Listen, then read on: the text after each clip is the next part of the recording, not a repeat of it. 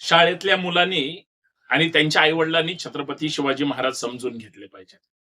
छत्रपती शिवाजी महाराजांचं बालपण असेल किंवा छत्रपती शिवाजी महाराजांनी कमी वयात, लहान वयामध्ये राष्ट्रमाता जिजाऊने शिवाजी महाराजांच्या आईनीच त्यांना जे स्वराज्याचं बालकडू पाजलं गेलं, ते बाळकडू इतकं कडवट, कणखर आणि मजबूत होतं की कमी वयामध्ये सुद्धा शिवाजी महाराज लढायला जायचे. स्वराज्य रक्षक म्हणून ज्यावेळेस रयतेचा उल्लेख होतो त्यावेळेस छत्रपती संभाजी महाराजांचं नाव येतं. पण जिजाऊंवर 2 छत्रपती घडवण्याची जबाबदारी आली आणि त्यांनी ते यशस्वी पार पाडले. छत्रपती शिवाजी महाराज एक स्वराज्याचे संस्थापक म्हणून छत्रपती शिवरायांकडे पाहिलं जातं, पण त्या स्वराज्याचं रक्षण पुढे छत्रपती संभाजी राजांनी केलं. आज लहान मुलांना काय अपेक्षित आहे? इतिहास वाचला पाहिजे. 19 फेब्रुवारी 1630 रोजी ज्यावेळी छत्रपती शिवाजी महाराजांचा जन्म झाला शिवनेरी किल्ल्यावर,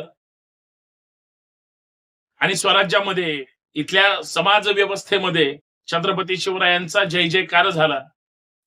जसे जसे शिवाजी महाराज मोठे होत गेले तशा तशा जिजाऊंच्या शिवरायांकडून अपेक्षा वाढत गेल्या.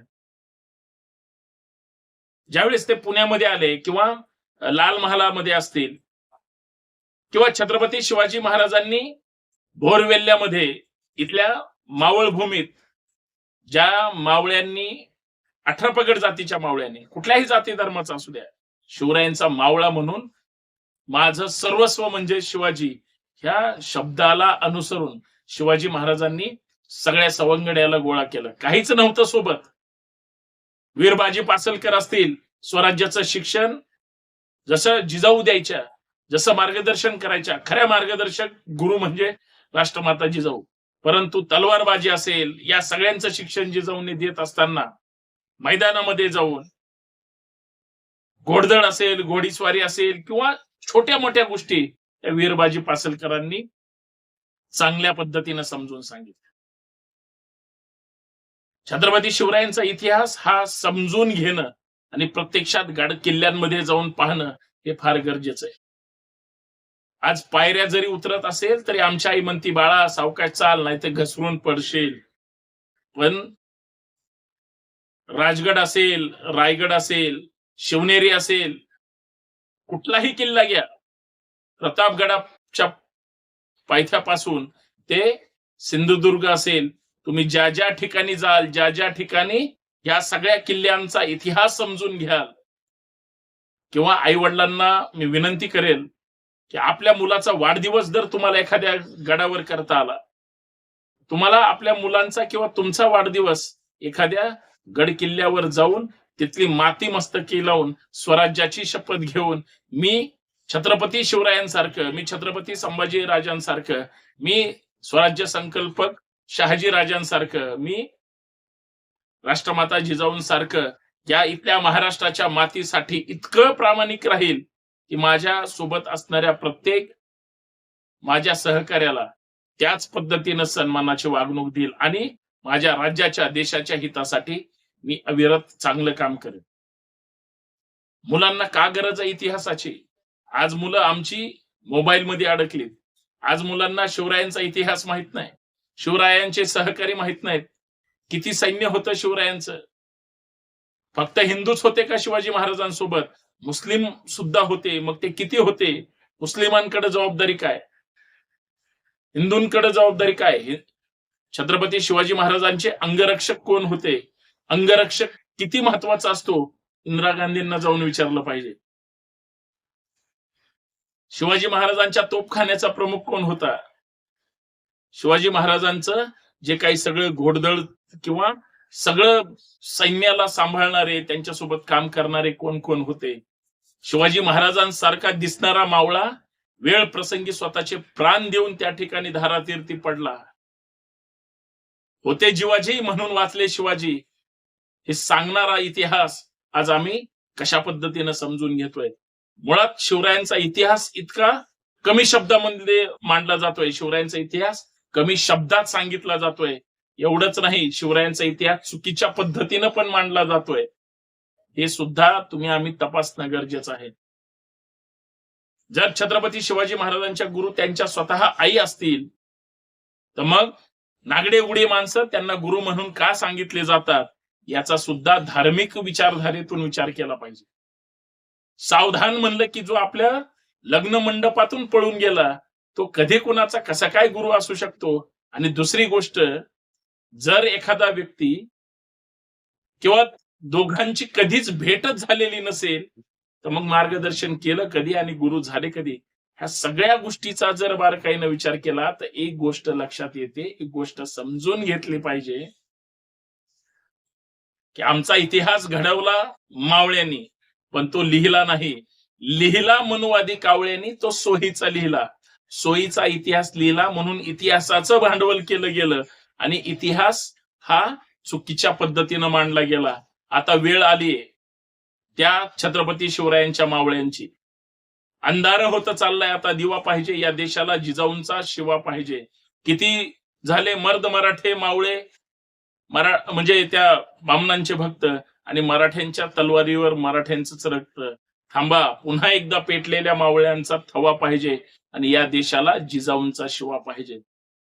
कुणी कुणाचं भक्त होऊ नका, कुणी कुणाचं भक्त होऊन विनाकारण खोटी श्रद्धा ठेवू नका. चिकित्सा करा. चिकित्सा केल्याशिवाय तुम्हाला खरं कळणार नाही. आणि इतिहास तिथंच आहे. इतिहास जितका वाचला जाईल, इतिहासात जितकं रमू, इतिहासातून जितकी प्रेरणा घेऊ, तितका इतिहास तुम्हाला समजेल. बऱ्याच महाराष्ट्रातल्या इतिहासकारांनी कुणाचा तरी कॉपी पेस्ट करून इतिहास गोळा केला आणि तो लिहिला आणि तोच मांडला. कधीच चिकित्सा केली नाही तो खरा आहे की खोटा आहे. म्हणून चुकीचा इतिहास मांडणारी लोक तयार झाली आणि आपल्या छत्रपती शिवाजी महाराजांना शिवाजी म्हणून एकेरी शब्दात इतिहास सांगू लागली, बोलू लागली, मांडू लागली. छत्रपती होणं सोपी गोष्ट नाही. 6 जूनला ज्यावेळेस छत्रपती शिवाजी महाराज हे छत्रपती झाले, माझा राजा छत्रपती झाला, ही गोष्ट सामान्य नाही. तो रयतेचा राजा झाला, परंतु आम्हाला ते चांगल्या पद्धतीने सांगितलं जात नाही. तारीख तिथीचा वाद जाणीवपूर्वक त्या ठिकाणी काढला जातो. मित्रांनो, एक गोष्ट लक्षात ठेवा, छत्रपती शिवाजी महाराजांची शिवजयंती असेल किंवा छत्रपती शिवाजी महाराजांचा राज्याभिषेक दिन असेल, तसेच छत्रपती शिवाजी महाराजांचे 2दा राज्याभिषेक झाले. 6 जूनला झाला आणि नंतर शाक्त पद्धतीनं झाला. पण शिवजयंती असेल, शिवराज्याभिषेक दिन हे तारखेला साजरे झाले तर एकाच वेळेस पुण्यामध्ये, एकाच वेळेस महाराष्ट्रामध्ये, एकाच वेळेस देशामध्ये आणि त्याच दिवशी जगामध्ये साजरे होईल. आणि जर छत्रपती शिवाजी महाराज जगाला कळाले तर ह्या सगळ्या भांडवलदारांचे दुकानं बंद पडतील, जातीवाद्यांचे दुकानं बंद पडतील. म्हणून शिवाजी महाराज, फक्त शिवाजी महाराजच, बाकी तारीख तिथीचा वाद कुणा नाही, कुणाचाच घातला जात नाही आणि हिंमत सुद्धा नाही.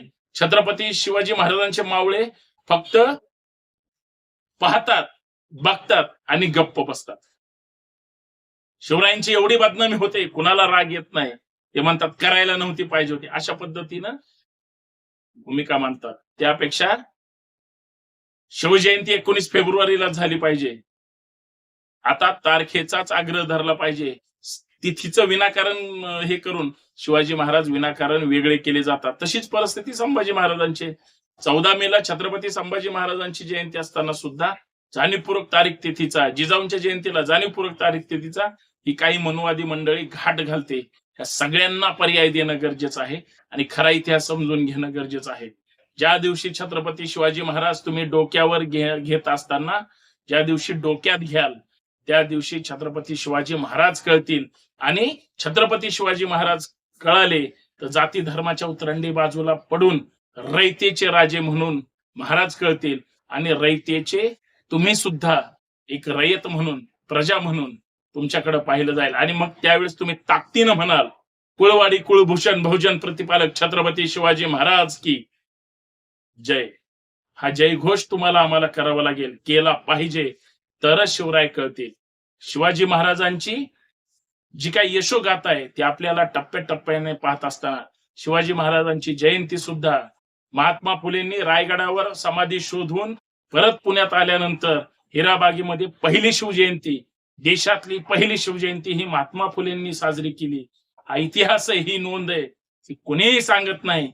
म्हणून तुम्हाला आम्हाला सगळ्यांना कुळवाडी कुळभूषण बहुजन प्रतिपालक जो महात्मा फुलेंनी शब्द दिलाय तो समजून घेतला पाहिजे. कारण तो कुळाचा राजा आहे, कुळाचं रक्षण करणार आहे, बहुजनांचं रयतेचं तुमचं आमचं रक्षण करणार आहे.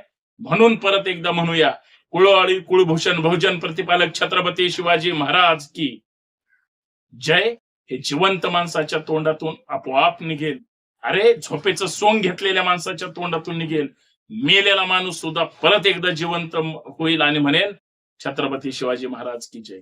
हा इतिहास आहे शिवरायांचा, तो आपल्याला असाच जिवंत ठेवणं गरजेचं आहे. जय शिवराय.